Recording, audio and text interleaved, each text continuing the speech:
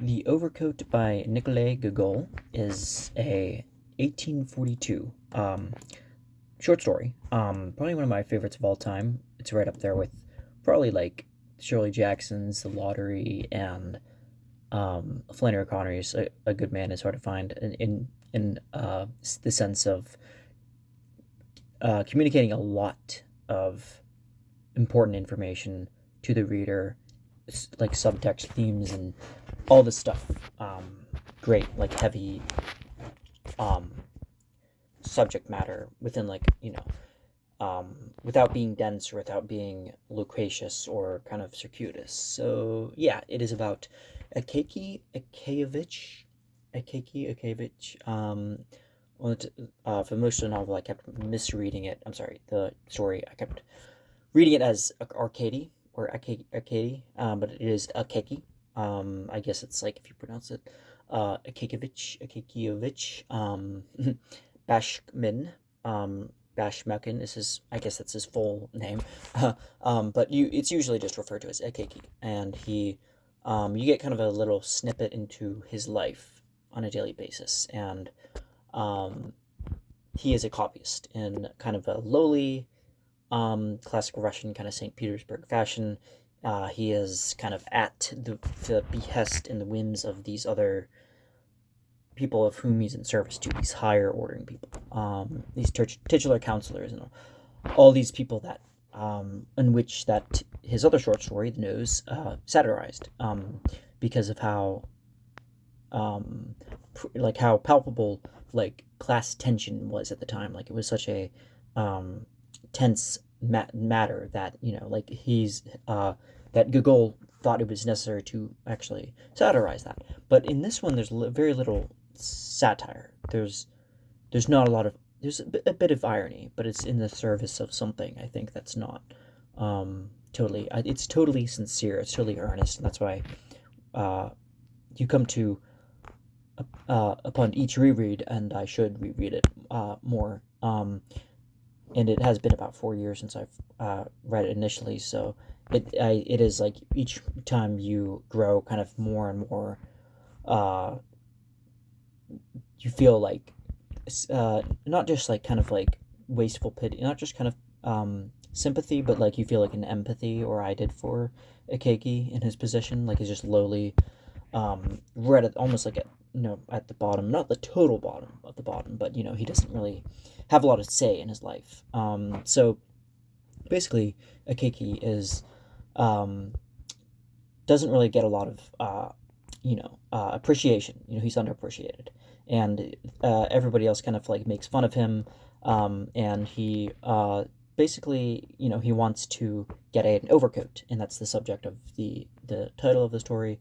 That he's trying to save up to get like a pretty, um, you know, like uh, like kind of a bit kind of a regal, luxurious overcoat, which you would think is not like that big of a deal. Like you think like that's not that big, but this is like in those days in Russia, especially kind of with serfdom and all that, like pre-serfdom or post, even I guess like that kind of day, or any kind of even like European area or party around the world, like overcoats that were stylish were kind of a sense, this kind of outward sign of having some sense of class. So Okeki was very much trying a little bit in over his head, trying to buy this new overcoat, and then he meets up with Petrovich, and that's his tailor. That's trying to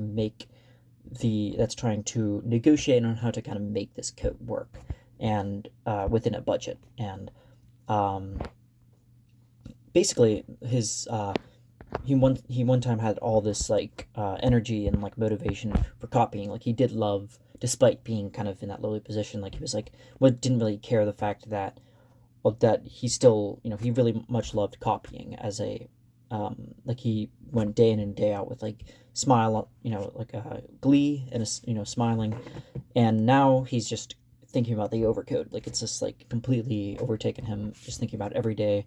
He cannot wait until he has saved up enough money. So he goes away, and then he tries picking out the fur.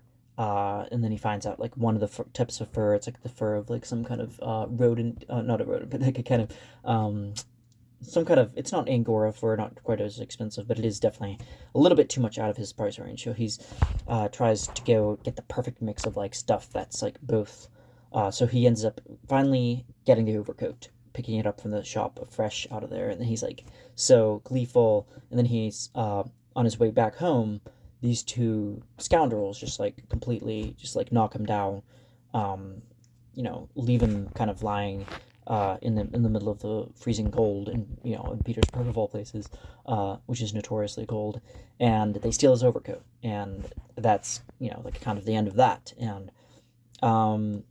he he does try to get the police involved, but they don't really have any success, and they kind of just leave it as it is, and but when he is another co-worker who's talking about this another general here. So generals here again, in like Dostoevsky and Tolstoy, like generals kind of held certain social hierarchies as like kind of the top. They were the kind of they had the social status too. So they basically had this guy is basically this head general guy is like completely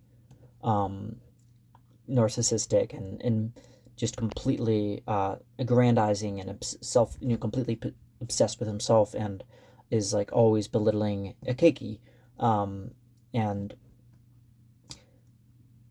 but in the midst of this, Akeki, unbeknownst to him, because he's like kind of unwitting, he's not really sometimes he's not really too sure how he comes off. Like he comes off as a little unsure of like social caliber. He's not like exactly socially calibrated. So he says something about the general, the new, who's like come all the way from like a different part of Russia, and he says something a little bit belittling, and then which is like completely out of the question. It's like he can get the the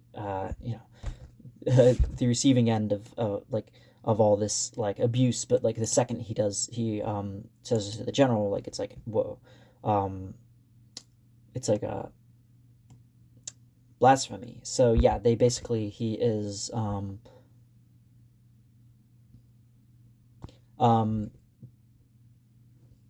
he is escorted out of the office. I don't know if they fire him. Akeki ends up actually falling ill with a really intense fever, and in that because he's so stressed about what the general's like what he said to the general, he ends up fainting, and then he gets progressively more and more delirious, and then finally he imagines himself. He starts hallucinating because he's that severe, and that he is the general is in his midst, and that he's like at first he asks for his forgiveness, but then he changes his mind because as death starts nearing, he ends up like just like completely cursing the general. But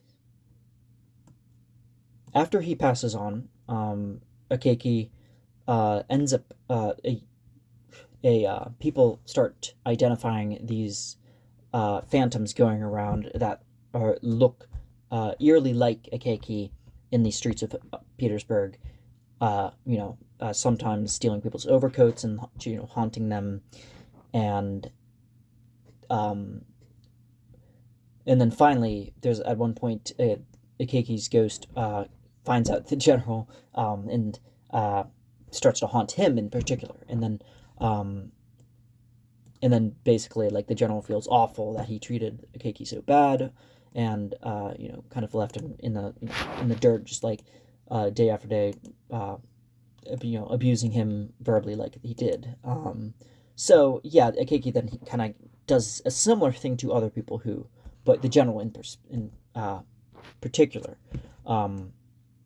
So yeah, the Akeki, he's the overall themes I loved about this was that Akeki being a timid kind of undersung hero kind of clerk, is like the perfect hero of like Russian folklore. There's like it's almost like a bit of folklore here too, in the sense of his ghost haunting the town of St. Petersburg, and that it's left up to like a magic realist kind of